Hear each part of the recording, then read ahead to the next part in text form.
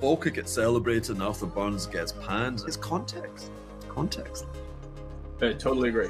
Absolutely agree. By the way, Volcker does not get celebrated for me. I think he was the worst of the central bankers, but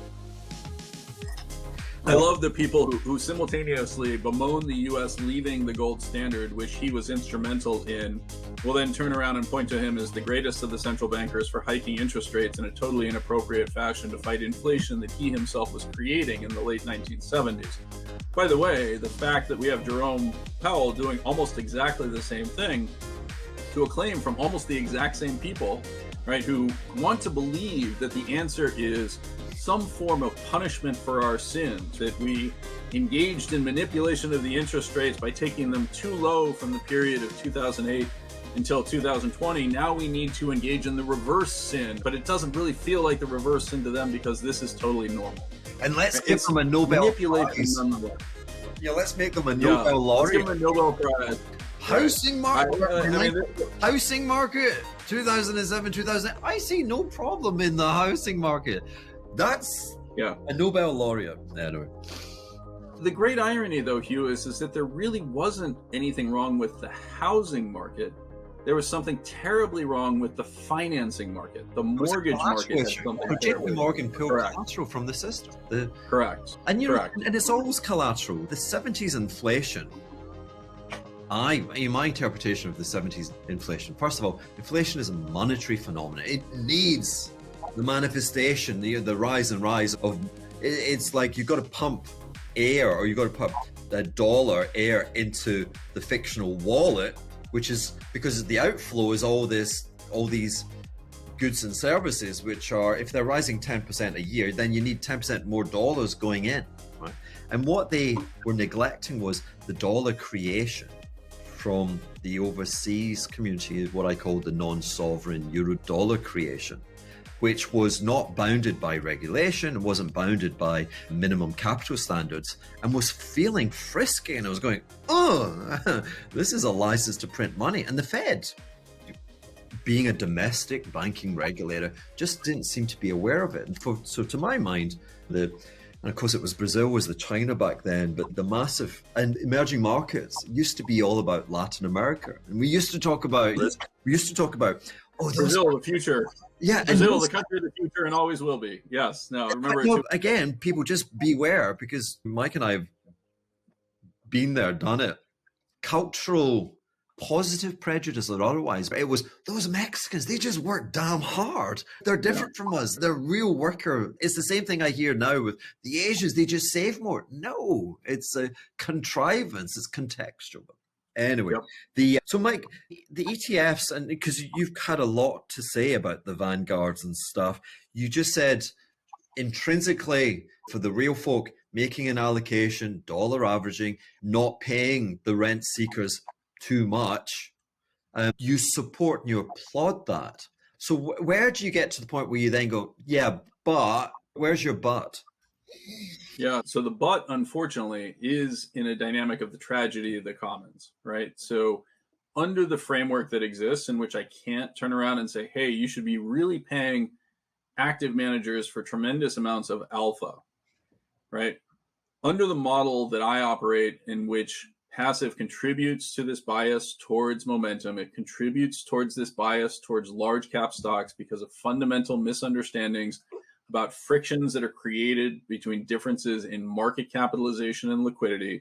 And anyone who wants to review any of the stuff that I talk about, there's an incredible literature that is beginning to be developed that very clearly says the entire idea behind the efficient market hypothesis and the information flow model is fundamentally and deeply flawed, right? You can refer to Gabay and Koijin, you can refer to the work of Bouchard, etc.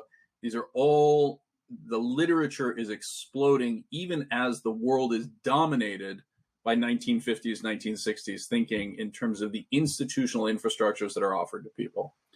If my theories are correct, and there's a big if around that, although again, the academic literature and the behavior is moving in my direction, then the really important implication is that derivatives are mispriced in that model, right? That the tools that are used for the creation and construction of derivatives are actually fundamentally mispriced. That's the exciting opportunity for me. That's where I'm focused in terms of the opportunity set, and the ability to include those in products that are offered to retail gives me the opportunity to position myself and my investors, whether they've been long-term investors or short-term investors in many of this stuff, to benefit from these types of dynamics. The problem is, if I'm right, the entire S&P looks very much like the behavior of the XIV, the inverse VIX ETF. What happened in 2017, as that went up and up, people became increasingly confident, exactly as you're describing. That is a riskless entity. NVIDIA higher and higher has a feedback loop in which people assume that this is more and more of a foregone conclusion that the success lies with NVIDIA.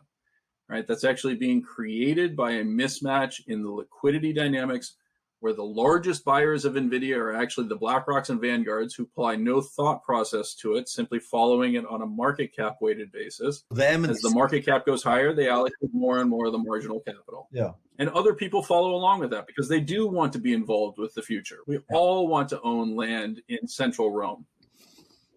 What stops it? What's the jack which knocks it? What always stops these things, and this is why mechanisms like market capitalization to GDP, right, the historical Buffett indicator, why they have historically worked.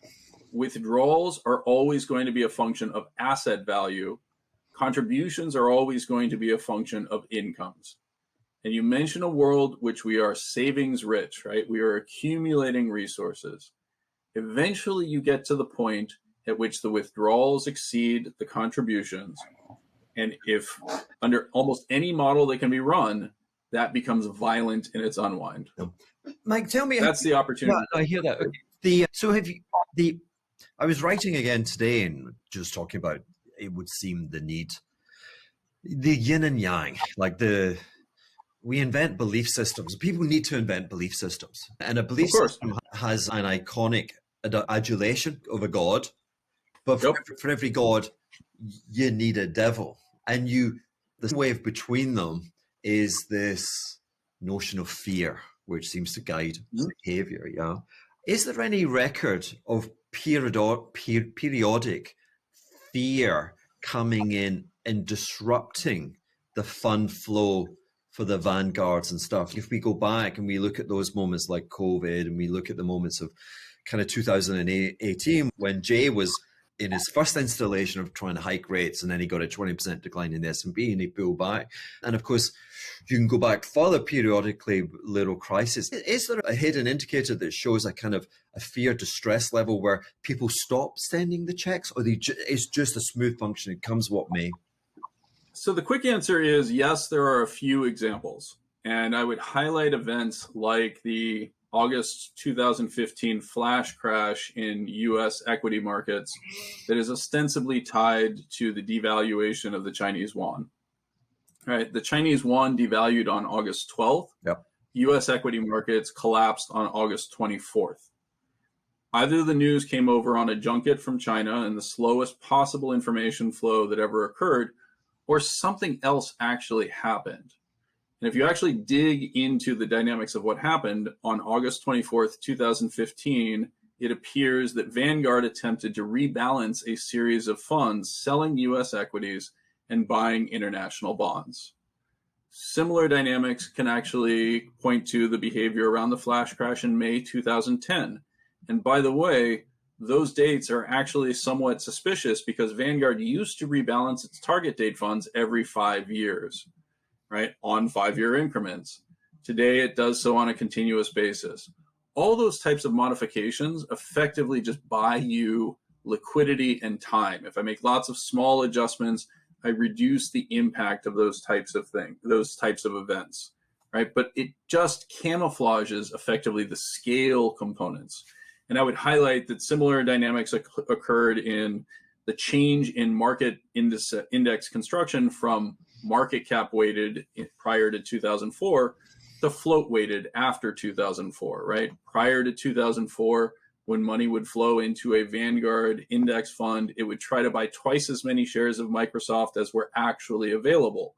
anytime you try to buy twice as much of something, it's naturally going to go up more. This is precisely the behavior that we saw with Chinese stocks in the summer of 2000, in the December 2014 to June 2015 timeframe.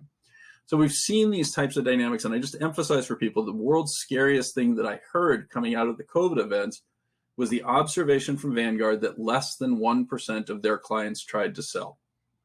My reaction to that is, oh my God, what if it had been 2? Indeed. Yeah. The tyranny of small margins. Okay. So, Mike, again, I was thinking a bit today, and again, the great stimulation of having people reach out and call you an idiot, etc. But I was wondering, what would I do differently? So there you were, and you were responsible for speculative assets, hedge funds, et al. And you picked up a body of experience and an excellent record and everything. Is there anything you would do differently? And let me phrase that in the sense that I think the answer is, of course, you would do everything differently because you've got a whole data set. And if you just go back and repeat the same thing, life's boring, and I don't think you're going to advance. And I've come to my understanding, if I was starting today, God forbid, if I was like 32 or something. So the quick answer is I would continue to participate, but just like you did in 2008, I would figure out ways to hedge. In my view, you're articulating one of them. Recognize that the base of the system in the form of US government bonds, you're about to see a major issuance. You're about to see the system be forced to absorb this as the debt ceiling comes to an end. This is creating a real test of the system. Can it absorb the base layer asset? Forget everything else that comes around it. The second component is, if I'm right, it becomes really straightforward.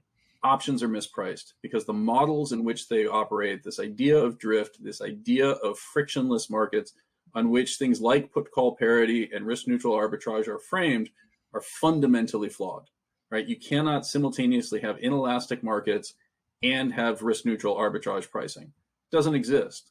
I think we're actually seeing the implications of this. I think it's telling you that things like what we would traditionally refer to as the Grossman-Stiglitz paradox is breaking down.